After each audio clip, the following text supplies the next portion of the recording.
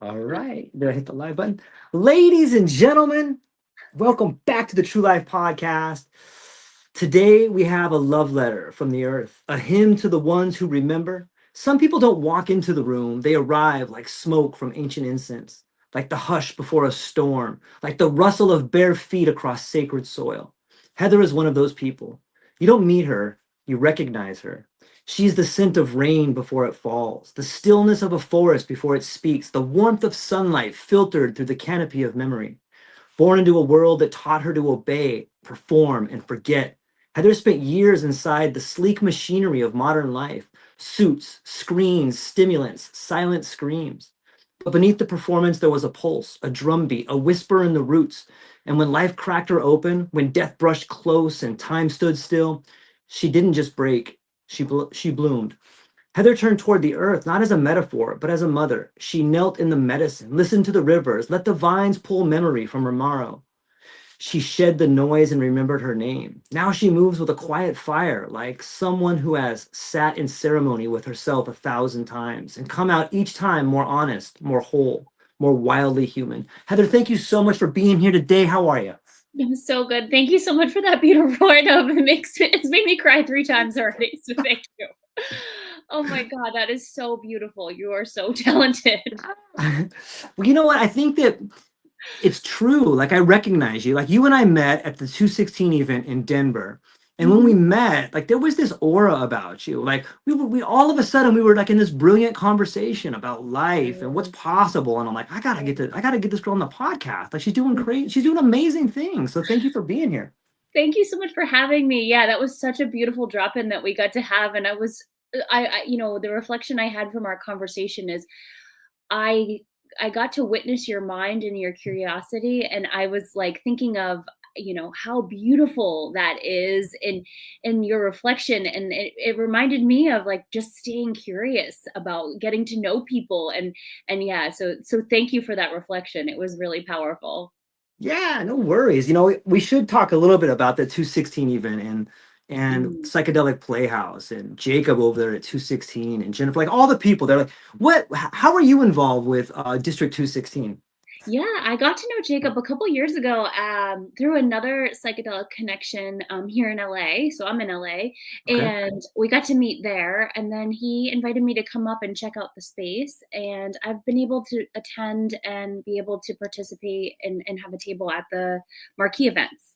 So I've been at 2 so far, and I'm actually really excited. I'm going to get to speak on a panel on August 6th coming up here in 2 Wednesdays. So yeah, I'm looking forward to that. Nice. I can't wait to learn more about it. It's so fascinating to see where the world is moving. And when I see events like that, when I see what you're doing, like I see the world evolving into more of like this edutainment. It seems like the world we've been living in is like this brittle chrysalis that we're beginning to break through and find our own way. Like just so much of what's going on out there. So much is available to you if you're willing to have the courage to get out there and try it. And that's kind of what I want to get into, Heather. Like Yeah. you lived this life that was, you were part of the machine for a long time. Mhm. And then Yeah. something happened, man. Break it down for us. Yeah, thank you so much. Yeah, I was very blessed, and part of like my business is called Divine Gift, and the meaning intention behind it is every conscious moment is our divine gift.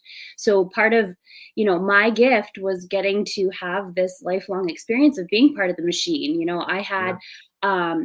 a beautiful upbringing in very conventional America with education through college, and I went to in the working world. I was an accountant for many years, and then I transitioned over to something that I thought was going to be a little bit more fulfilling. I became a buyer for a large corporation here and kind of worked my way up the corporate ladder. But there was always that itch, kind of like of curiosity, like this isn't for me. And I remember kind of daydreaming about an exit strategy, but I just couldn't find one. And it was through, my dad's cancer diagnosis back in 2019. Or actually, it was 2020 that he was actually diagnosed. And I was, watching his health deteriorate. And as I was witnessing that happening, I was starting to introspectively look inwards about how my life was going and how I was kind of following the same trajectory of what I witnessed with my family, and, getting a little bit more inquisitive of, how I'm spending my time here. So it actually brought me to psychedelics. So that was honestly like the catalyst to this whole journey. Before I found psychedelics, I was on so many pharmaceuticals. I was on SSRIs. I was on multiple SSRIs, benzos. I was on things to help me sleep. I mean, it was just a myriad of different pharmaceuticals just to help me get through the day. And I was also drinking heavily. And with, learning a little bit about, it was psilocybin first that I learned about. I realized I needed to get off pharmaceuticals in order to explore. And then, I started working with mushrooms first, and then I kind of went down the rabbit hole. And now I'm like, I identify as a psychonaut now. I'm like so into psychedelics. It's like wild because I actually didn't do any psychedelics before the first psychedelic was 2020 was the first time I explored. So, or 2019, 2020, around that time. So, yeah. Like what my experience has taught me, especially being in the world that we kind of both play in, that sometimes around psychedelics, like there's this stigma of like, oh, you're just doing drugs to escape, man. Like, what's wrong with you? Like, oh, you just quit? Like, you're not going to live this life anymore? Like, what's wrong with you? And it makes people really uncomfortable when you start making changes in your life, especially when you bring in psychedelics as a catalyst. Like, that really throws people for a loop. Has that been your experience? Oh, absolutely. I mean, I was totally ostracized by my family and Whoa. friends, and totally, it was like, "What are you doing?" And honestly, I was just like starting to learn more about spirituality and trusting and surrender and really what that meant. And I was following the guidance. It was actually through plant medicine, through my first ayahuasca journey. She like walked me, the Grim Reaper was there walking me down a hall of shame of all my coworkers pointing and laughing at me like, you were meant for so much more in this existence, but you chose the corporate life. And yeah, my first journey, she showed me also a stadium of people, and she's like, you're meant to help all these people with plant medicine. She like showed me my path working with combo and all the things I get to share now. So yeah, and then I just kind of like followed that guidance and quit my job. I But love it's that. paid off. I mean, honestly, it's been the best decision I've ever made. Okay, so this is the crux. Like when you read through all the psychedelic literature, or you say you start to swim in these circles, or you're still swimming in these different circles, like that sounds crazy. Probably to some of my listeners, like you just quit your job. Wait, so you saw a vision of like death telling you you're in a stadium. You're meant for more than this. Like it's it's sort of this. It seems like the path is like on both sides, like inspiration and desperation. But like that is a bold move to leave everything that you have. Like that's a lot. That's your identity. That's your friendship. That's your Mhm. family. Like how do you walk through that? Like was it just inspiration, or I'm sure that there were some places along the way where you're like, am I doing the right thing? Oh my gosh, the whole time. I mean, still, I mean, not so Yeah. much anymore, but it took years to Yeah. finally like be okay with trusting the process of the way Yeah. things were going. But yeah, in the beginning, there was a lot of growing pains. And that's one of the things that like I'm very passionate about. One of the things I do is I like bring conscious community together here in LA, and we put on conscious community events called the Conscious Collective. And I'm here to help support people and when they're going through their awakening journey, a lot of the time this happens where people Yeah. start to lose, family, friends, people that are still, in that mindset of like things have to be a certain way. And I really want people to feel community and support in that journey when you're embarking on this new adventure of, the true divinity of what this experience really is. So, yeah, I definitely, I mean, I felt it all. Everything you named, I was right there in the thick of it. It was really challenging and I questioned almost every day, what am I doing? But what I learned from many teachers early on in this journey was the idea of trusting yourself and trusting your intuition and trusting the guidance. And I leaned so far into that. Like I like to tell people, like when you take the trust fall, it's like jumping out of an airplane, with no parachute. You just got to go and like that's what you got to do, and really just trust the guidance because we are so divinely guided in this experience. If we really lean into it, and it gets so much more magical the more you trust. Yeah. it's I always think of the word awareness. Awareness and initiation always come to mind because once you start becoming more aware of what is possible, once you start becoming aware of how much you can trust the world around you, how much you can trust yourself, all of Mm. a sudden that door is like, hey, this has always been here. How come I haven't walked through here yet? But when I say awareness, what comes to your mind? Yeah, I mean, awareness is honestly such a critical part of this journey is like and the thing that I have learned through this journey of this embarking on self-discovery and self-realization is awareness is like the first step in order to Yeah. like be like loving awareness to yourself and to the things around you. And it's really interesting because it's counter what the Western world teaches us. Like we don't even in our Western society, the way we're programmed and in the operating system, we don't have space to have awareness. Yeah. Like, this is why so much disease and illness is plaguing our society today because there's no space for awareness. And awareness is the first step in this journey of being aware of why things are happening the way they do. What is the path showing you? So, this is something we do a lot of work with the medicines I get to, help people with and support people is, we talk a lot about awareness and Yeah. being aware of everything because everything is energy. So understanding how energy is, living in you and creating your existence. So we learn a lot about how to, manipulate and change energy within. So. It's a brilliant answer. What about like what do you do when you become aware that maybe you're not with the right person? What do you do when you become aware that you're trapped at a job you hate? Like what do you do?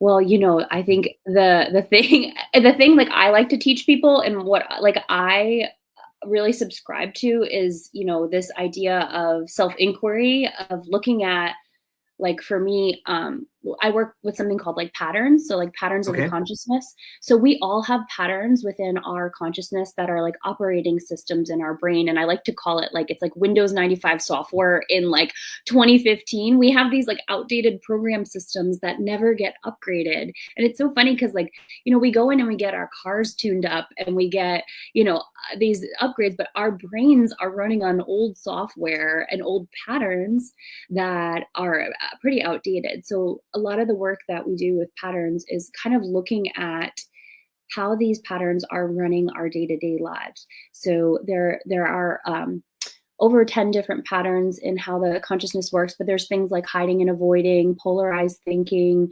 black and white thinking, and there's myriad of them, but basically looking at them and understanding and stepping into the state of awareness and then making change from that. So you can make updates to your software system so that they don't run the show anymore.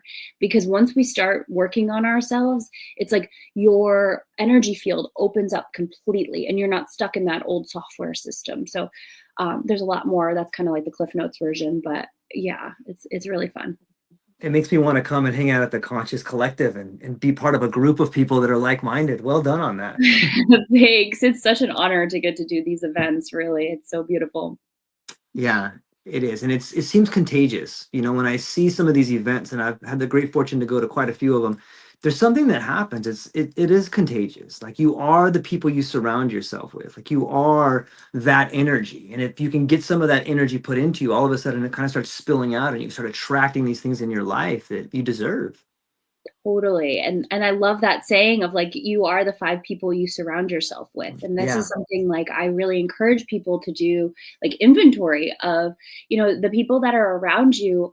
And I like to show like there's like a frequency chart that David R. Hawkins, there's a book called oh my gosh, I'm looking at it right now, Letting Go. And he has a frequency chart of like the frequencies at each level. So like, authenticity, joy, gratitude, like these are all higher vibrational. And then there's like, shame and grief. And I like to have people evaluate after you spend time with somebody, where do you lie on the frequency chart? Because people are either going to raise your vibration or lower your vibration. And it's really, really imperative to be careful with your energy because this existence, as we know, is so short. We want to like really utilize our energy for our highest good and for the good of all because we're impacting everyone around us with our energy field. So, yeah. Yeah, it's well said. You know, I have a first question coming in from the chat, and they say, This one comes to us from Desiree. Desiree, I love you. You're an amazing woman. She says, what do you think is the most dangerous lie society tells us? Oh my gosh. Thank you, Desiree. Thank you, Desiree. What an awesome question. Oh my God, I love this so much. It's funny, like something came in right away, and I'm gonna Yeah. trust it because Yes. it's the most dangerous lie, I think, is that not to trust ourselves. We're Hmm. programmed from the get-go to look outside of ourselves. From our school system, from our medical society, like everything in this I dare I say indoctrination system we're in, it's like the answer is not within. When in this journey in my last couple years of self-exploration, we always know. The answer is always within. And that's what I get to do for myself and people I get to work with. I like to, help them to learn how to trust yourself because it really liberates us, right? This is like Yeah. we're all meant to be free and sovereign and autonomous in how we experience this existence, and that's like second nature for us. So we're getting to learn that, but what's actually is our true nature of who we are. When you look, this is why we love children so much, because they are sovereign and they are free, and so yeah, it's really beautiful. I think that the whole not trusting ourselves is one of the biggest lies for sure. Thank you, Yeah. Desiree, for that question. Yeah, absolutely. Who else do we have coming in here? Okay, this one comes to us from Ronga from Toronto, and he says, what's one truth you were terrified to say out loud until you finally did? Oh my God. These are great I questions. know, I Holy got the best crap. audience in the world. Thank you, Ronga. Thank you, Ranga. Oh my gosh. Wow. Oh gosh. This is a tough one It because is.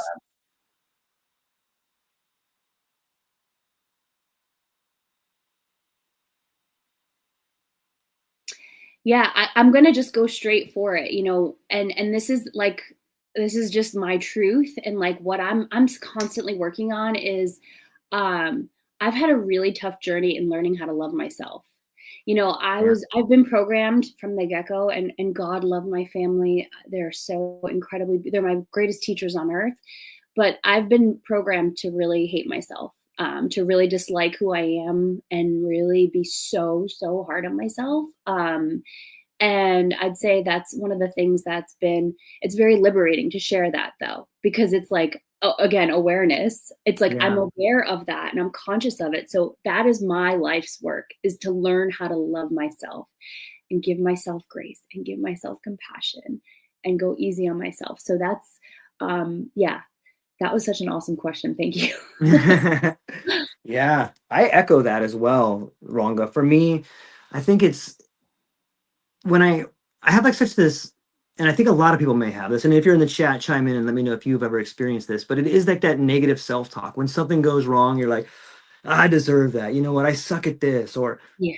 excuse me. And you start looking at where that inner dialogue comes from, and it seems to be generational patterns. When I start digging down in the ditch, I'm like, oh, this is the way I was talked to. Oh, this is not even my voice. This is the voice of maybe my grandfather talking to my dad. And like, when you begin to see it from that level, on some level, it's overwhelming because you're like, oh my gosh, like it's always been going on. How am I going to stop it? But Yep. the fact that you're aware of it and the fact that you can see it from like a third person point of view, I think becomes the catalyst to say, Mhm. hey, wait a minute, let me start talking to myself a little bit differently. But it's really hard to say out loud because it feels on some level defeatist, or it feels pathetic in some ways, like you're just wallowing in this like destructive patterns. But it's really hard to say out loud and admit the things. But those are the things that are hard to admit, are the things that actually are the catalyst for change and becoming a better person. What are your thoughts on that?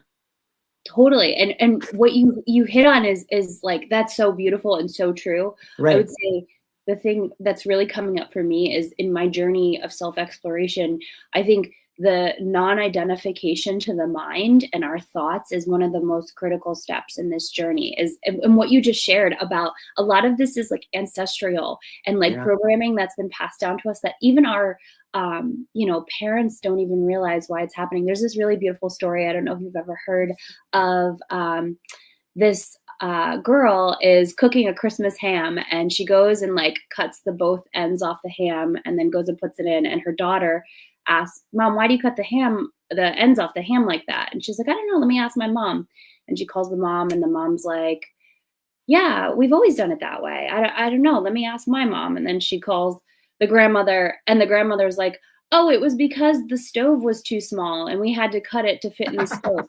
Like, they didn't know, they just kept doing it. And like, Yeah. this is the story I love to share, is like how much of our operating system is running on that same dialogue, right? That we just have no clue. We're just like, oh, it's just because that's the way we've been shown, and we just don't know. And the thing that you were sharing that really was coming through strong is the idea of like non-attachment too, like Mm. not being attached to these ideas that we're having, and just kind of looking at them from the observer and from the awareness standpoint of like, okay, so this might not be mine. How can I make change from this? Because it's all a choice. Like, we get to choose the things we attach, like the thoughts we attach ourselves to. So that's part of the fun that we get to look at with this work. So It just underscores the beauty of storytelling and how transformative and how powerful the stories we not only tell ourselves, but we share with other people can be liberating. And mm, it brings me to one of my favorite topics, which is language. And when,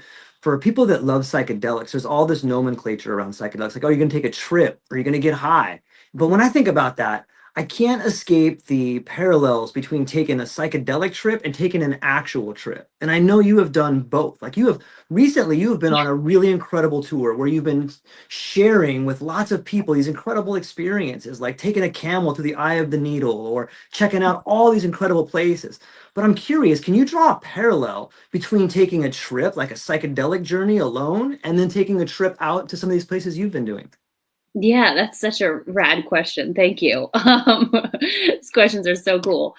I love talking to you, by the way. Thank you. I'm like, we could do this every day if you'd like. Right? um, yeah, so I would say, it's so beautiful because the thing I love to share about plant medicine and like all these different psychedelics we get to work with is they create the bridge, right? They Yeah. show us the path, but in order for us to get over the bridge, we have to walk the path. Like, or like there's the beautiful analogy of like, they are the railing, but we have to walk up the steps, like we have to use. So for me, I would say like the real work lies, in the integration and on my actual trips of like Mm. times, like just very candidly, there were times on the trip where like, it was really challenging. So I got to travel to 9 countries this year. I gifted myself 4 months of complete freedom. So it was my 40th birthday in April. So I took 4 months and just let myself go wherever I wanted to. I let spirit guide the trip. And I started in India, and I went to the Kumbh Mela, and I got to jump in the Ganges River. It's this amazing. I don't know if you're familiar with the festival, but 450 million people go. And it only happens every 12 years. And it's based on the way the planets are aligned. It amplifies the healing properties of the Ganges. So it is, the theory is that it heals and purifies multiple lifetimes of karma when you jump in the river during this time based on the planetary alignment. And the one that was happening this year in 2025 was the Maha Kumbh Mela, which happens every 144 years. So it was truly a once in a lifetime opportunity to get to go and do that. And the point is, I underwent quite a bit of challenges after that experience. And now I see why it all happened, because that was part of my karmic contract. Because I got actually really sick right after it. And I went through a series of things. I'm in the midst of actually writing a book, so I'll be sharing more soon about Yes. it. But yeah, so the point is I underwent a series of challenges that were forcing me to like look at a lot of my psychedelic journeys that I hadn't fully integrated, things that I had been shown before, but I was still working through, like the beautiful art of slowing down Mm. and listening to my body. I was making myself sick because I was running on the operating system of like, I don't know if I'm ever going to be able to travel like this again. Let's go to 9 countries in 4 months. And that frequency of like my very first Aya journey, another thing she showed me as the white rabbit of like, you're going to be late, like constantly in that Yeah. frequency. And she's like, is that really how you want to show up in this existence? I'm like, oh no, of course not. But my operating system, that's how I run. And I literally run like it's, thinking like I'm not going to have an opportunity to do this again. And through my journey, I was like, oh, I could do this anytime. Really, like we all can do that anytime. It's like, so to answer your question, I don't even know if that answered your question, but I think, the real work lies in this 3D world. We get to Yeah. do these beautiful psychedelic journeys and go out there and in the cosmos and experience this quantum, incredible healing experiences. But the real work lies on the trip and being with yourself, and integrating what you've learned. Yeah, it's so beautiful. I know that on a lot of the psychedelic journeys that I take, and for those listening, the way I usually take them is I'll take some pretty large doses. I like to microdose in between those large doses, but for me, it's the larger doses where I'm alone and I really have time to try to think about things. And I try to go in with intention, and that works sometimes. But sometimes what happens is all of a sudden, this thing that was in the back of your mind just pops up, and it translates to the real world trips that I take. Like in the psychedelic journey, I'll be thinking about, or I'll see this crazy, spiral or this incredible 5-dimensional object that I can't explain. And then I start thinking about connections. And then I'll be having a conversation with my wife a couple days later, and I'll almost see that image again, and I'll realize I need to connect here. But I can't help escape the connections between the simulated journey or the psychedelic journey or the trips that I go on. It's really like an otherworldly communication. We come up against the ineffable and stuff like that, but I really think there's real things that are happening between the psychedelic journey and the real life that you can integrate. And when you do so, it just makes a whole lot more sense. Mhm.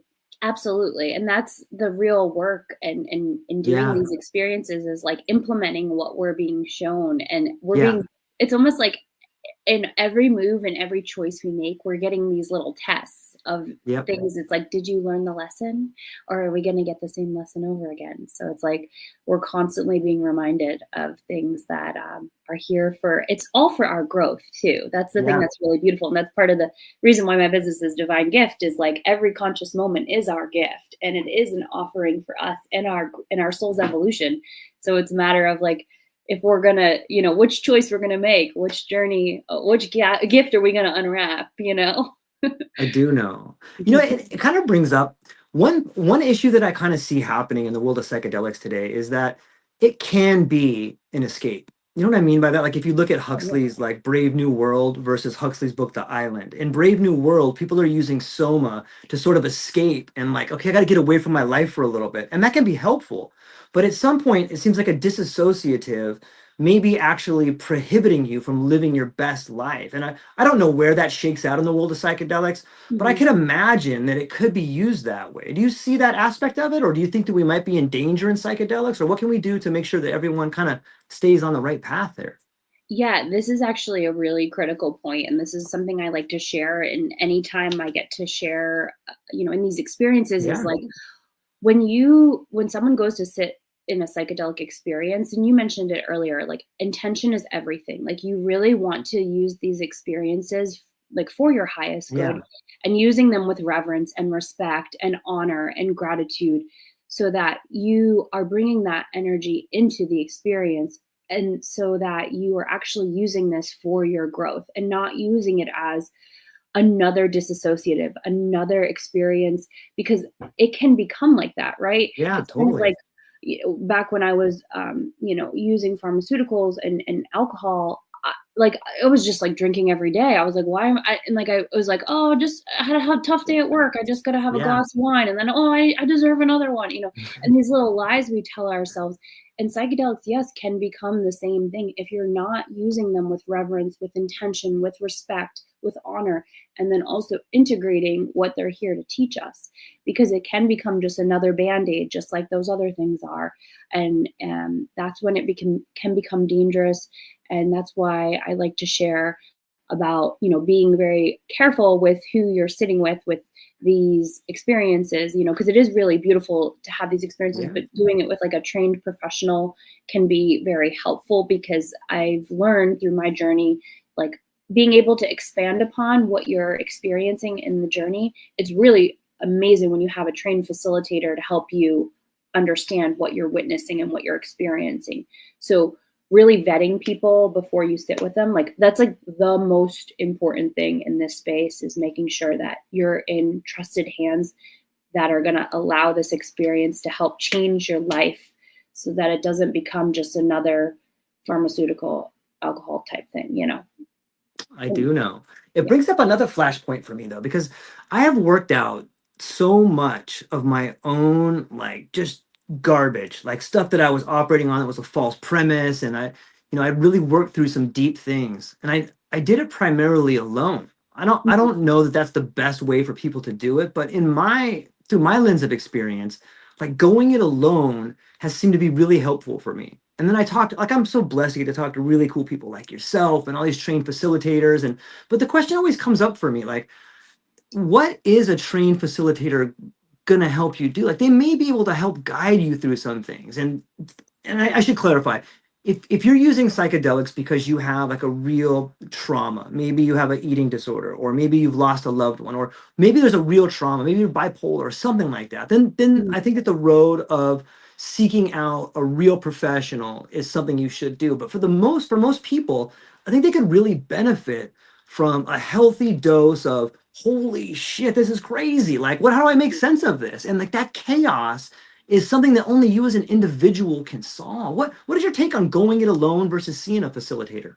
Yeah, that's a really great question. And honestly, like, I think it depends on the Yeah. individual and what their experience is, and where they're at in their journey, right? So Yep. somebody like you, George, were at a juncture that you could go at it alone. Like, and you Good have point. enough tools in your toolkit to understand how to, integrate. You sound like you're really well read, and you Thank are you. like, yeah, you understand the psychedelic space, you understand. So like somebody like yourself, that's beautiful and that works for you. But like, I know myself, when I started this Right. journey, I couldn't go at it alone. Like, I knew, just because I was terrified to try Yes. psychedelics, and I didn't even like, because I was in the Nixon programming of like, this is your brain on drugs, like, I had that vision of the eggs, and like I was like, oh my god, this is gonna happen to me, and I'm gonna be a mess, and I was in that indoctrination, so like I had to Yeah. seek out support and helping me understand what was happening. And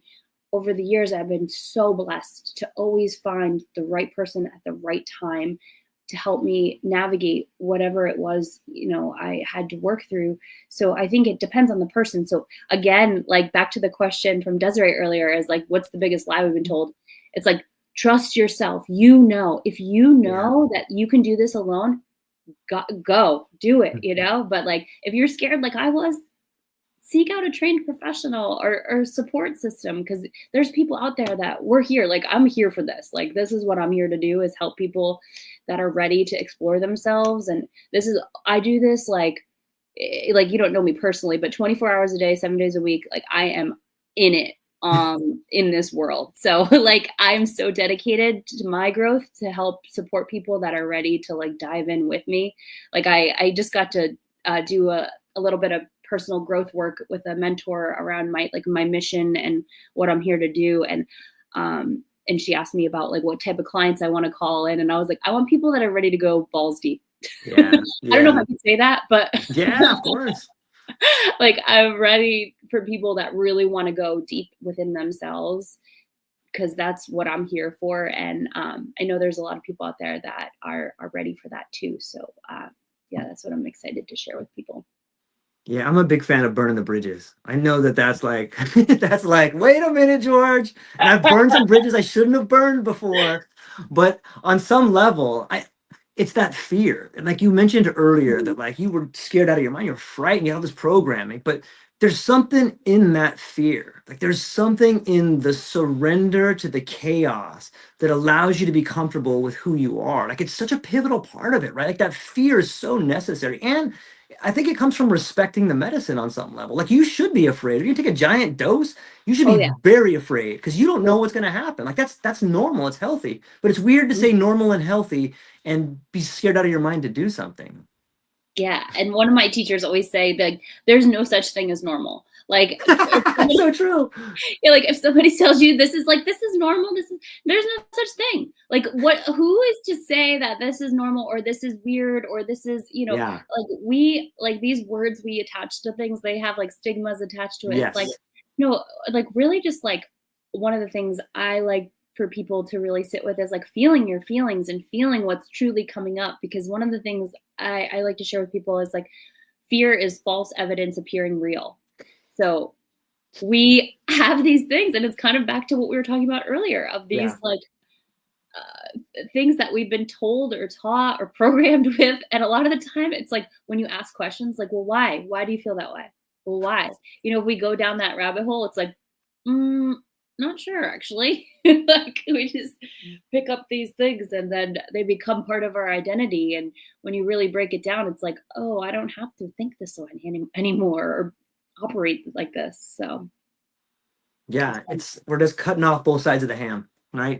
yeah.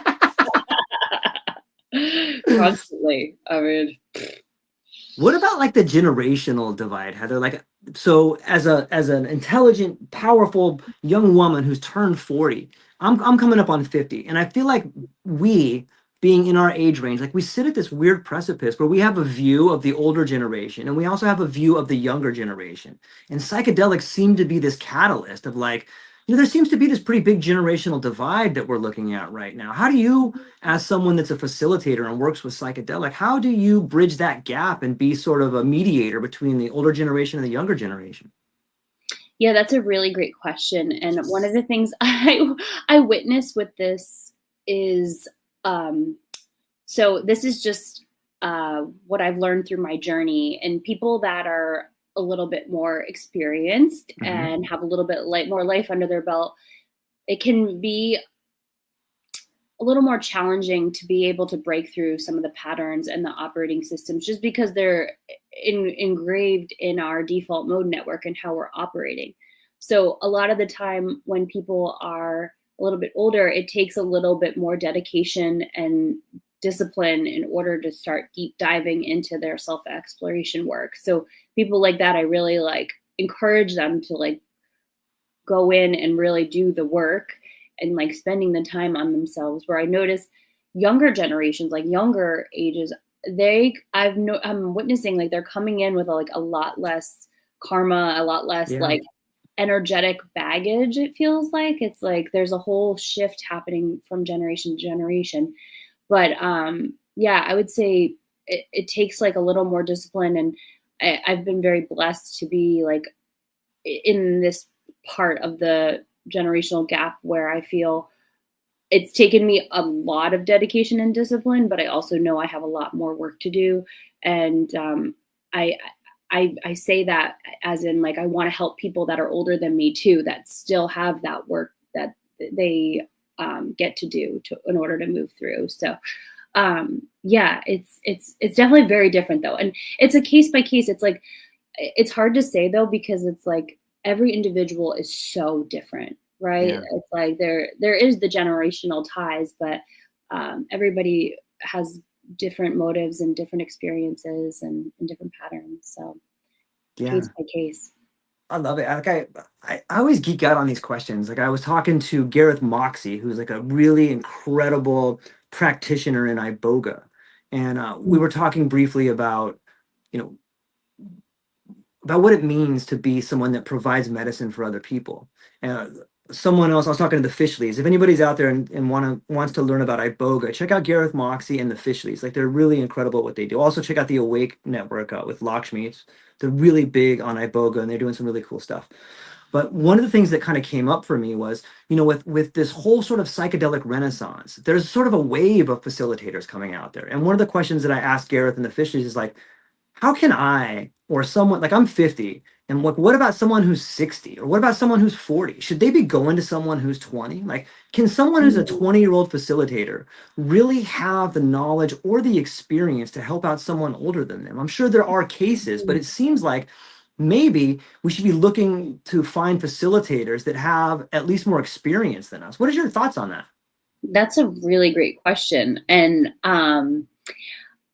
my my first instinct to answer that question is I do feel that everything is energy. And like I Yeah. will hang my hat on that. And I do Yes. feel like I have so much to learn from the younger generation and people that are Yeah. younger than me. I'm constantly, and it's about like sitting in the seat of, you know, what I was reflecting to you earlier of curiosity Yeah. and like actually being, you know, a student to this experience. So it's like every single person in this journey can be a teacher for us. It's a matter of if we can like let go of the judgment, let go Yeah. of the ego, let go, because we're here to like learn from one another. And if you are guided to somebody that is younger, like there's a very good chance you're going to learn quite a bit, and it's based on your experience with them. And yeah, you know, but yeah, I understand what you're saying though, in terms of like experience and if they have the life, um, you know, to stack up and to be able to share with you. But there's a very good chance that they might have it in a different way, you know, and in a different experience. So, um, yeah, I think it varies. Yeah, it's a brilliant point. So much of the teaching seems to be in the seeking. You know, there's that old quote that says, "The teacher shows up when the student is ready." And Yeah. like for me, like, so much of just the seeking, like doing the research, I'm like, what is this medicine, or what is the benefit of doing it here versus doing there? Like so much of that research, I think, develops into ripe fruit during the journey. But it's so much of the seeking, I think, that is a powerful part of the transformation. Would you agree with that? Yeah, totally. Sorry, you were kind of breaking up there, but Oh, do you mind just saying the last part about that? I don't know if it was my end. yeah, I think it might be mine.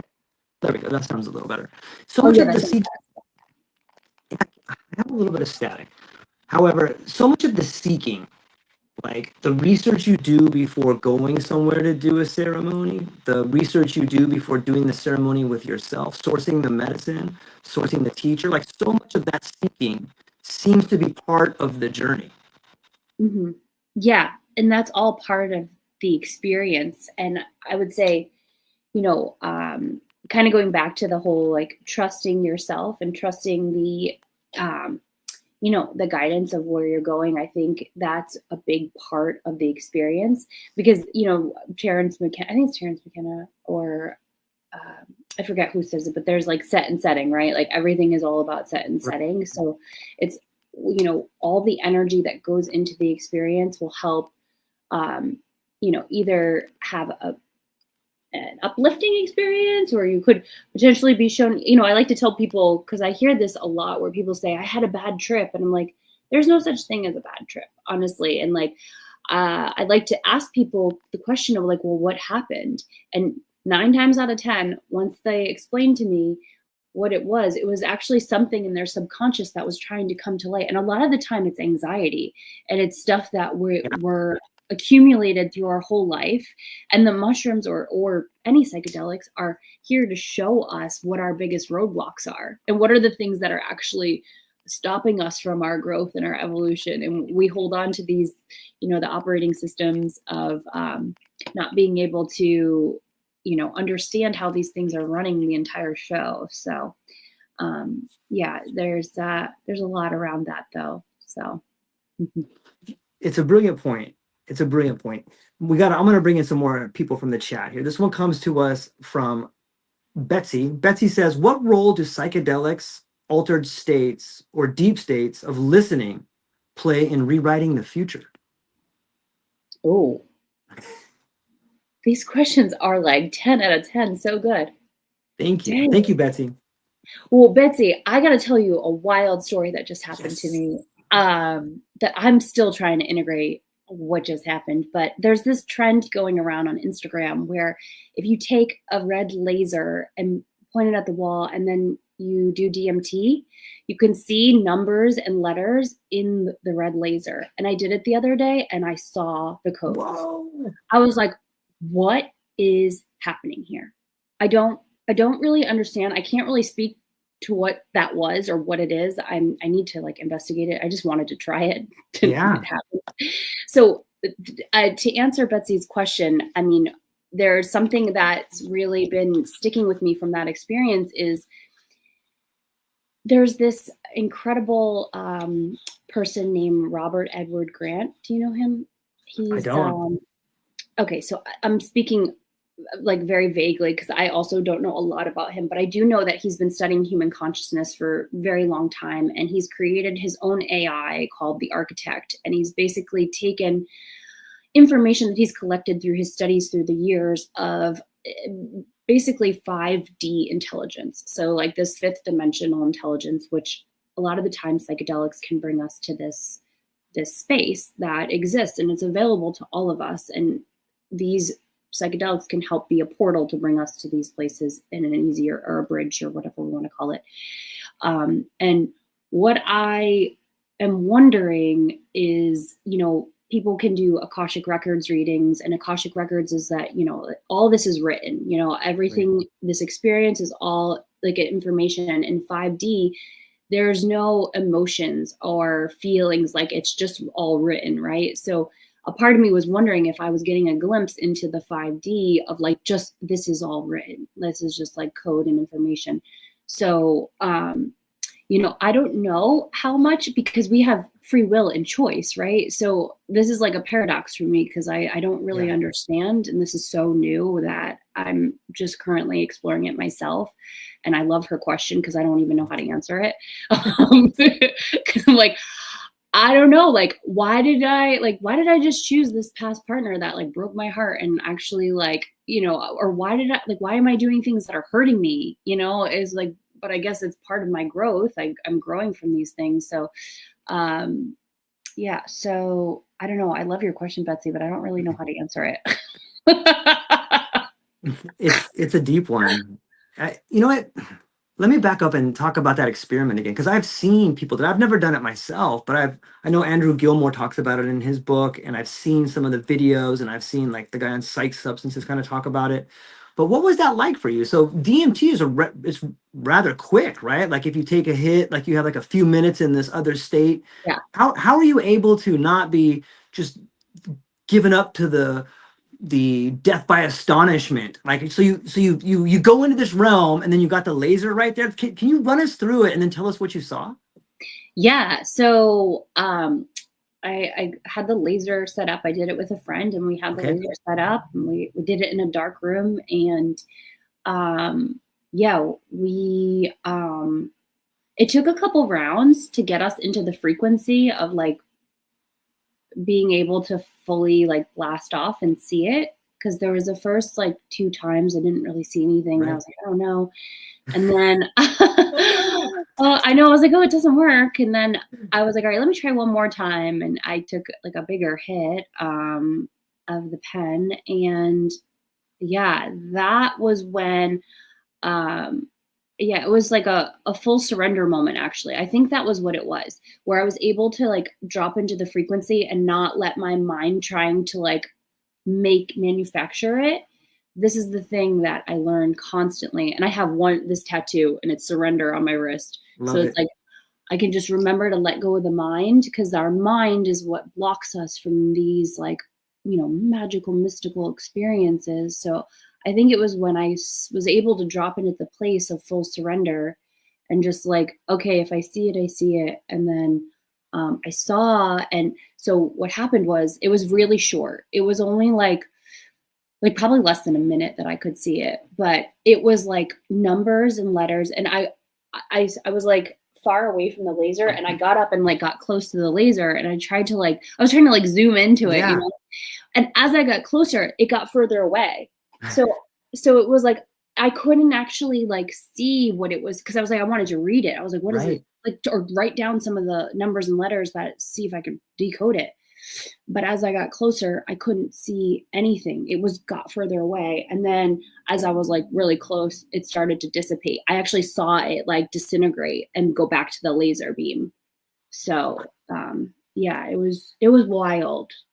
That sounds to me so much like on a high dose of maybe LSD or particularly mushrooms, like it comes in these waves and things are so clear, especially like the ideas, like they keep become so clear, like you could reach out and touch them. And for a moment, the clarity is blinding and like, I got it. And then you Mhm. try to remember it and you're like, I don't remember anything, but like, Yeah. but that's what I think of when you say I get close to it and it gets further away. Like it's so Yeah. trippy. It totally, I mean, that's what it is, right? It's like this Yeah. idea of like wanting to control things. It's a metaphor for life, Yeah. right? Like we want to manipulate and Yes. control things and make it like I wanted to decode. I was like, oh, maybe I'll crack the code of this experience in these codes. And then, as I got closer, it was like, girl, you ain't getting that. It's like, of course, of course. I love that. Like that hits home for me because maybe that's the teaching is like you don't get to control it. Like, don't you see? You don't get to control it. The more you want to control it, the more it's like a fistful of sand. The tighter you grip, like the more the sand just spills through your hand. That's it. That's the key. That's it. Okay, this one comes to us. This one's coming to us from who is this coming from? I don't see a name on here. If this is your question, please put it in the chat. They say, if language itself is evolving, how do we speak love and truth in a world that doesn't yet have the words? Oh, I love that question so much. Oh my gosh. So I've actually, all right, I'll tell you what's coming to mind. And it's pretty wild because I haven't shared this a lot. But when Nice. I got to go to Egypt recently. And in my experience, I went into the pyramids in Giza and I got to do a meditation in one of the tombs. And when I was in this meditation, it was one of the most profound experiences of my life. It was like being in like a plant medicine experience itself. It was all this like information was pouring in. And one of the things that was coming through really strong that is a challenge with our society today is the idea of how um, our minds are getting in the way of the heart. So our heart has its own intelligence system. It has its own operating system that actually has information available to us. But the reason why our society is struggling so much today is because we're living so much in the head space. And they were showing me the ancient Egyptian civilizations, they lived in their heart space.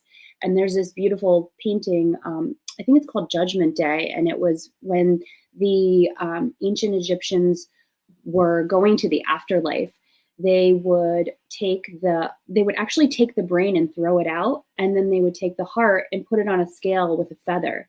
And if the heart weighed more than the feather, then they would actually be eaten by one of, I forgot his name, but one of the gods, the deities that they believed in, and they wouldn't be able to go to the afterlife. So they believe that we carry energy in our heart. So like our heart holds, grief and shame and all these things that we carry with us. And part of our human experience is to not carry this energy, like making our hearts light as a feather. So like literally like that's the painting, and it's so beautiful. And I've been thinking about this quite a bit lately, and the idea of this idea of how we're programmed to be like constantly thinking and evaluating and just in this the brain space where like they threw the brain out because the brain was like kind of useless in the afterlife, and it's like our heart was the most important organ in order to like transition us forward. And to this question, I think the thing that I'm learning in my journey is like, how does my heart feel? Like, what is the heart telling us? Because the heart is where all of our intelligence, and this is like, I believe that this is what's taking us forward in our journey. This is like, my belief is that this isn't the end. Like we're gonna reincarnate and come back, and there's true wisdom that we gain from these experiences, and a lot of it is through our heart space. So the question was about language. So I think language actually is coming from the brain.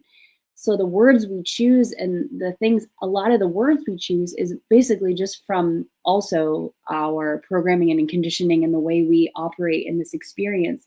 Whereas the real truth is the energy and the feelings and the resonance, right? Like the energy you feel when you experience someone or you're with somebody, or Like these are all like way more important than the words that you hear, right? Because we Yeah. know this. Like when we talk to somebody, like they can say things and then you could leave feeling completely different than what the words that were exchanged were, just because of the energy resonance from the experience. So um, I don't know, I think one of the things I'll also share about this is, Yeah. um, if it's okay, I don't know if we're okay in Yeah, time, but please. Absolutely. because I also contemplate this quite a bit too. There's do you know Dr. Zach Bush? I don't know him. No. Oh, he's amazing. So Okay. he, I got to hear him speak last year, a year ago, last August, at a festival called Medicine Fest, which is the best festival on earth, and it's dedicated to like. It actually came through a vision in ayahuasca. They wanted to bring people together in dedication to all of this that we're talking about, medicine.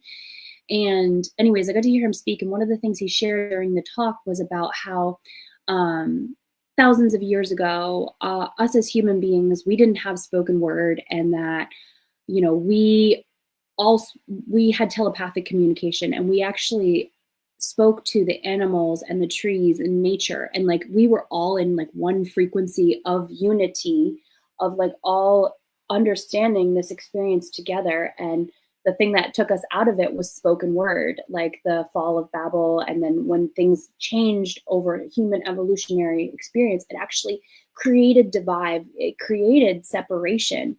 And um it's so fascinating to me when I think about how um, the spoken word can actually create more problems for us than good, when um, we're supposed to be here in gratitude, in reverence, in community with the earth. We are part of the earth, and all of these things. So I don't know. I think I'm rambling now, but No, it makes perfect sense. I'm with you. you know what I It's mean? I just yeah. fascinate that's fascinating to me, in that the spoken word has actually created more divisiveness than unity. And yeah, I don't know. I love it. And if I could pull on that thread a little bit further, like there's a great book by Julian James called the um, Consciousness of the Bicameral Mind, I think it's called. That might not be exactly it, but if you just Google Julian James, you guys will see it's called The Breakdown in the Bicameral Mind. And it talks about the left hemisphere and the right hemisphere. Also, Ian McGilchrist, if people are interested, he writes a book called The Master and His Emissary. And what he talks about is very similar to how you are breaking it down. Like the left hemisphere of the brain is like this analytical scalpel that just Mhm. dives into like, what do they mean by that? Here's what that means, but it's so far removed from the right hemisphere or maybe the heart language that we're supposed to speak. Like, Yeah. that language speaks in beautiful metaphors and analogies, and it sees the big picture, and it sees these giant concepts, and it speaks back to the idea of awareness that we were talking about. Like when Mhm. you do meet someone, like when we met the first time, or other people that you and I have really aligned with, it's like I get a sense of who they are. And it's Mhm. more than words. It goes far beyond the language they're speaking. Like I can feel it. I can be in their presence and I can feel something beautiful about it. Like that is a language that we're not really too aware of. Yeah, we feel it, but we don't really act on it as much as we should. That's Right. amazing. Yeah. Exactly. And that's the thing I think we're like starting to, and Yes. we're starting to understand. And this is the part that it's like I get like full goosebumps thinking about this. Like this is why we're here at this time, is to witness the transformation of this happening on the planet right now. So one of my teachers says, this is like we're witnessing a shift in human consciousness, where Yeah. it's the first time where they're actually like we are changing on a DNA structural level of how things are changing. And you can either focus, it's like a baby is being born, so you can either focus on the blood splattering everywhere of what they are showing us on the news, and Yeah. or you could focus on the baby being born, of like, wow, like telepathic communication is real, like energy resonance is real, like all of these things that we're getting attuned to and remembering, is like we're getting to witness like a huge shift in our experience. And it's really incredible that we get to be alive at this time, and witness that happening. So yeah, it's really fun. I want to talk about this, but I can't let the fact that you got to meditate in a pyramid escape me. Like that is freaking amazing. Can you walk us just a little bit more through that? Like, first off, a Yeah. whole change of landscape, and you're at this you're at this structure that's been built on like the 33rd parallel, and so many people have gone there forever to find like the secrets. And like, what was that like? It was so wild. Like, I actually was told the first day I went there not to go inside because it was dangerous. And Mm. I was like, this is so weird. And I actually, this is how much I trust spirit and the guidance. I left Egypt. I went back to Egypt because I got guidance. I needed to go inside the pyramids and meditate. Like some things happened. I like met people. I met somebody when I was in Jordan, and she told me a story about, spending time inside. And I was like, it was so weird. They told me not to go inside. It was dangerous. And so I went back.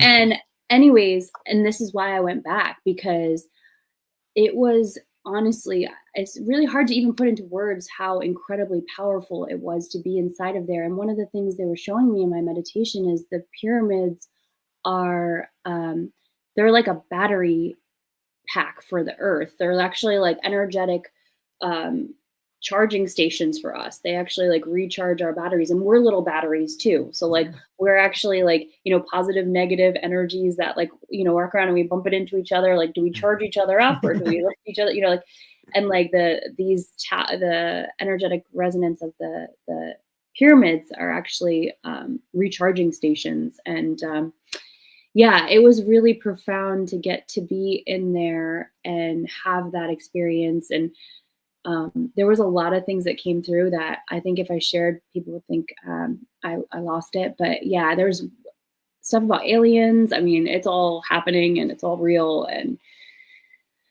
yeah, I don't know. It's really cool though. It's awesome. Thank you for sharing that. Like I have never spoken to anybody that's had that experience, and I probably many of my listeners haven't either. So thank you for sharing that. It's a beautiful opportunity, and the fact that you went back, and I could only imagine someone telling you not to do something is like a clarion call for you to do it.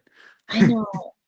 It's so funny because I was like kicking myself afterwards because I was like, of course, like I wanted to go in. That was part of the Yeah. intention. And then this tour guide was like, no, it's dangerous. You don't want to go in there. It's claustrophobic and hot. And then I realized after that, like they didn't want us to go in there because of the power of it. And I was like, oh, of course, I need to go back. So I'm so glad I did. I mean, it was a life-changing experience to be in there for that. What?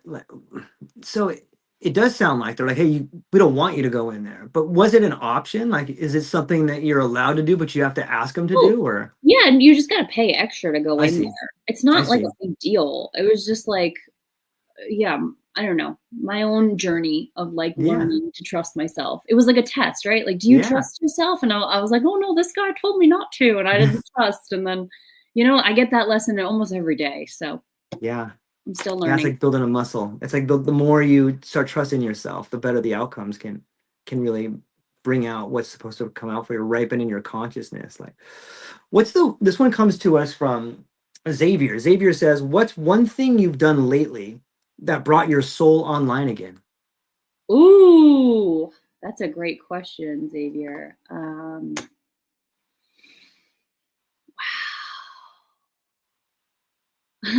My soul is like so online right now. I mean, I guess I don't know, let me think what would be a good answer, because there's so many things. Like I feel really really alive right now because I just got to do a festival this weekend, and I had a table just sharing about all this stuff about like Yeah.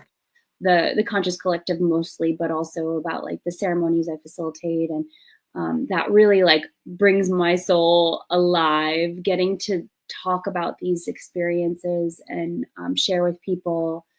um, Let me just see if there's anything else making my soul feel alive.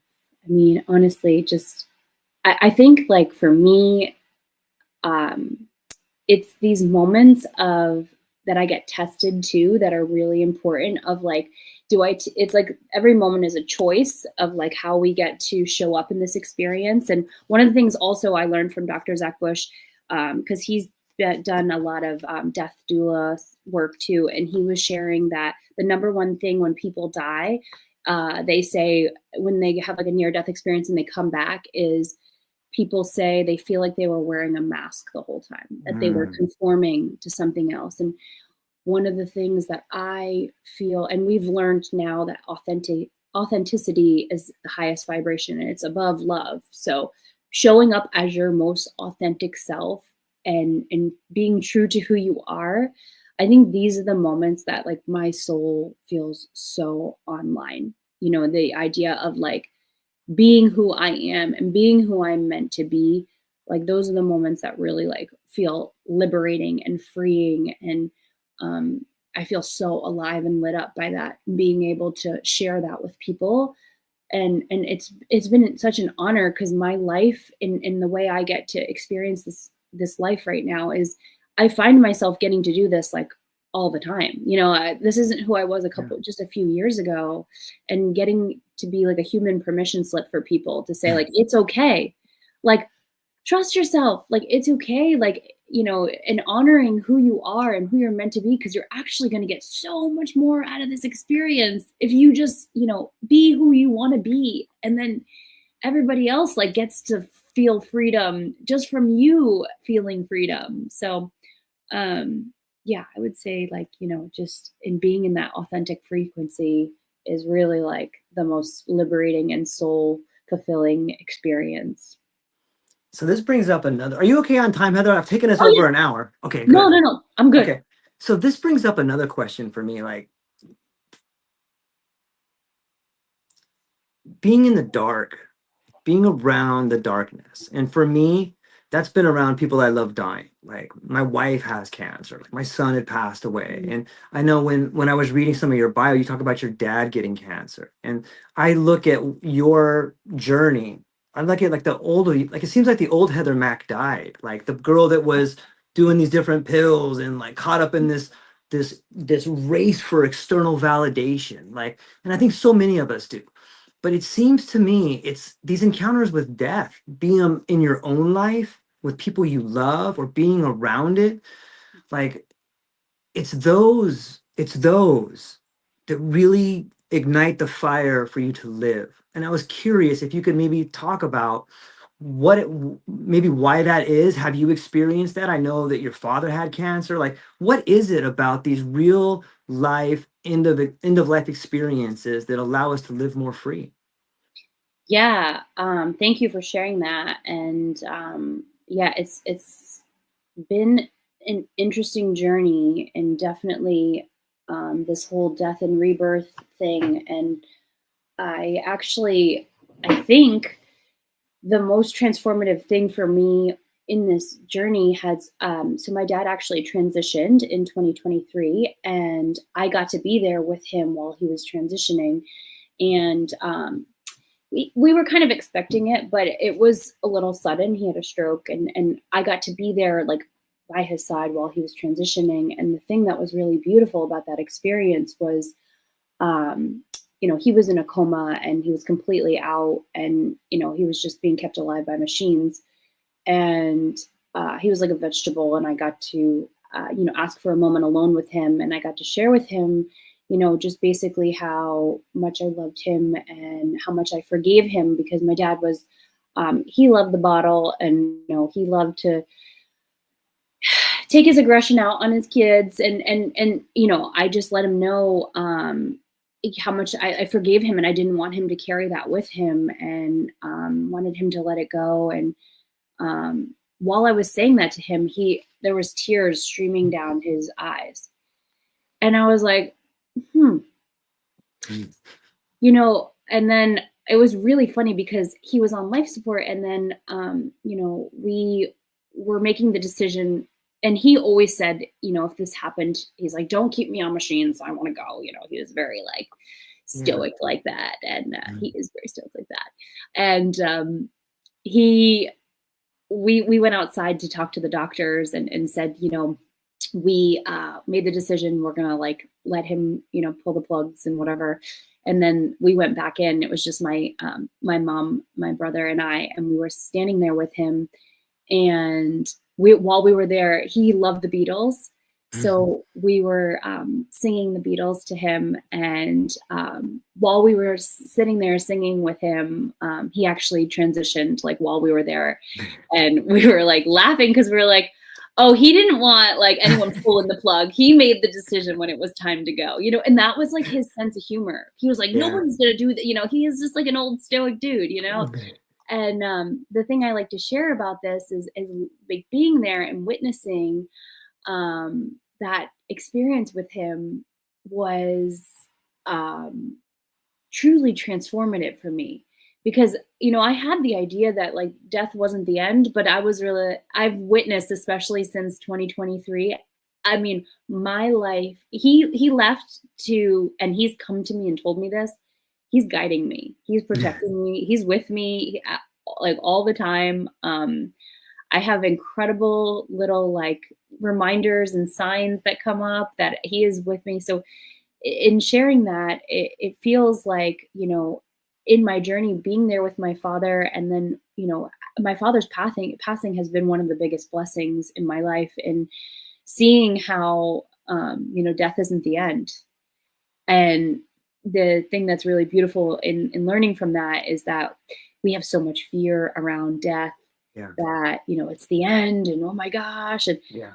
it's like, it's not really the end. And it's actually just like a beautiful transition point. And, you know, I don't know, it brings a lot of peace and solstice to my life, you know, knowing that, and, helping shift like the fear of death, I think is a big transformational topic, is when people can really like face their fear of death and transmute the energy.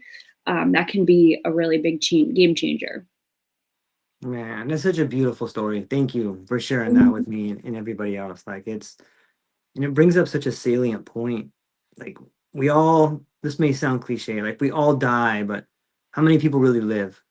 And like Yeah. that sounds to me like your story. And it's so many people we talk to. And I know that you have some friends that are death doulas, and you hear this story about people just holding on to the anger or not forgiving. And trust me, I know, and I'm sure you do too, and so many of the listeners out here, Ranga, Desiree, Betsy, everybody, Xavier, everybody, like it's so hard to forgive these sort of things that happen to you. Like you just hold on to them. But the more you think about it, like why are you're holding on to them? Because they allow you to feel something. But if you let them Mhm. go, like it frees up so much more. I know Mhm. it's easy to say, but it's a tough thing to do. And it's I, I need to work on being better at forgiving people before they transition. And I think more people could Yeah. really benefit from that, right? Like, and it seems like the next generation, like there's so many people we love. Like there's such a big class of the last generation that are getting close to the transition. And I think that's a lot of the anxiety we're feeling in this world. If you look at how many leaders are like in their 70s or 80s or heads of industry, like they're just holding on without really getting to live what with their family. I don't know. Is that too deep? Is that too crazy? No, no, that Okay. actually like brought a tear to my eye. Thank you for that. And I think this is something like I'm working on too, you know, like the Yeah. forgiveness is like there's a saying like, you know, forgiveness, it's not forgiving the other person, it's like forgiving yourself, you know, Yeah. like can we forgive ourselves for holding on? Because like, you know, the Buddha, I have like a little Buddha painting here. This is my Love it. little Buddha. And like one of the Buddha sayings I love is, you know, holding on to like anger or resentment is like holding on to a hot coal. We're just hurting ourselves, right? It's like, why? Like this Yeah. is the energy that like it's inhibiting us from life, you know, the experience that you're speaking to, and being alive and feeling all of the things we're here to do. Yeah, I feel very, you know, passionate about that, and myself too. I'm working on it too, so I'm right there with you. It's part of the human experience. Yeah, I think that there's great promise for psychedelics in end of life. You know, I was speaking with a doctor a while back, and he told me that he was sitting with people that are in hospice and terminal, and they were giving them some psilocybin, and they were going through this process, and like they were holding on to life, like I don't want to die, I didn't do all these things, and they're from the people that I have spoken to or the biographies that I've read, no one ever sits at the edge of their bed on their last few days and it's like, I wish I would have put in more overtime. I wish I would have done these other things. It's always things like, man, I was a horrible brother. I was a horrible father. I was a horrible mother. And like they're just hanging on to these things. But how can you, maybe that takes us back to the human heart weighing less than a feather. But like, Mm. what is your thoughts on the potential for psychedelics and end of life? Yeah, that's a really beautiful experience. And this is one of the things I think is one of the most important things that psychedelics are here for us in helping us to experience the vastness of this life. So it's basically like a sacred mirror for us in being able to see what is it that we get to look at within ourselves that could potentially be holding us back or not allowing us to feel the expansiveness of this human experience and the vastness of the human consciousness and how we're all one and we're all connected and we're all like everything is destiny and everything is divine and honoring that and seeing it and witnessing it. I mean, these are all things that psychedelics really just like open the portal. Like I love to say call psychedelics like a portal because it's like when you Yeah. think about it, everything can be a portal, right? Just like drinking your morning tea, you could literally like open a portal, you know, like Yeah.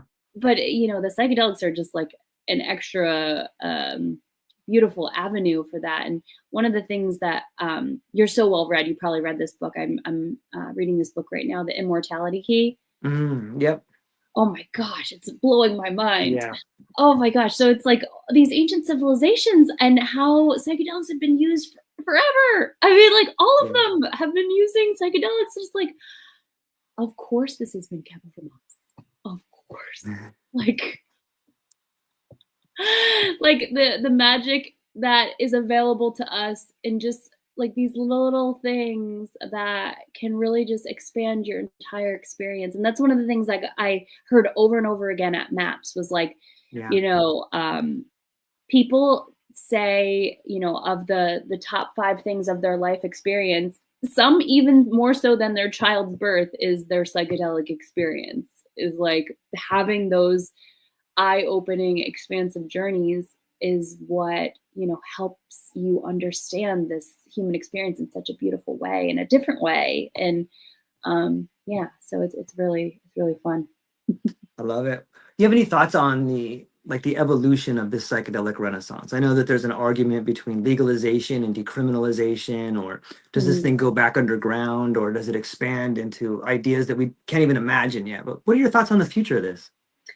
Well, I think this precipice we're at right now with AI and what's happening, it's Yeah, happening so fast. You see, like even in the past couple months with what's happening with the AI thing, it's like yeah, there is no denying what's going to happen, right? Like there's no turning back now. Like the truth right. is being revealed, like the veil is lifted and it's like, okay, this is the truth. So now I think like there's no turning back at this point. You know, I loved to think about the idea, you know, in the 60s and 70s when we were getting close to this renaissance that's now regenerated. Now Yeah, we're here again, but it's different. Like the manipulation and like the keeping us down and keeping the truth from us can't happen with AI. It's like AI is actually a beautiful tool in sharing the truth now. Like I just was asking yeah. AI yesterday about some questions because I'm also really big into iboga. I've done 3 iboga full doses and I microdose with it. I love it. But I was asking it some questions about, you know, the difference between the iboga bark and the full alkaloids. And I began like the information that's in there. I'm like, thank God. Like AI's got it. Like it's in the collective consciousness. Like there's no stopping what's going to happen with this. So Yeah, and I can't. There's a clear Ariadne thread that runs through psychedelics and AI. Like they're connected through language, through behavior, through initiation. Like they're just different wings of the same bird. Like I'm so bullish on like how this thing comes together and rises like a phoenix from the ashes. totally. And this is like the truth is we are at this precipice. The truth Yeah, is going to be revealed in all departments. And like, how lucky are we to be yeah, alive at this time to witness the unveiling of what's about to happen? It's like, woof, it's it's here. exciting. It really is. It really is. Heather Mack, you are an amazing individual, a beautiful Oh, conversationalist, and I'm thank so you. grateful that we got to meet and hang out. And this So is going to be the first of many talks, and I'm really yeah. looking forward to developing a further relationship and exploring all the things you're doing. And as we're landing the plane, though, I was hopeful that you could tell the listeners that are listening right now, like, how can they become part of the Conscious Collective? How can they subscribe to Divine Gift? Where can they find you? What do you got coming up? If they want to talk to you, how do they do that? Oh, well, thank you so much for sharing, and thank you for listening. I'm so honored and grateful to get to share with your listeners about all the things that light me up. So yeah, the Conscious Collective is our conscious community. We're here in LA, and we have monthly gatherings.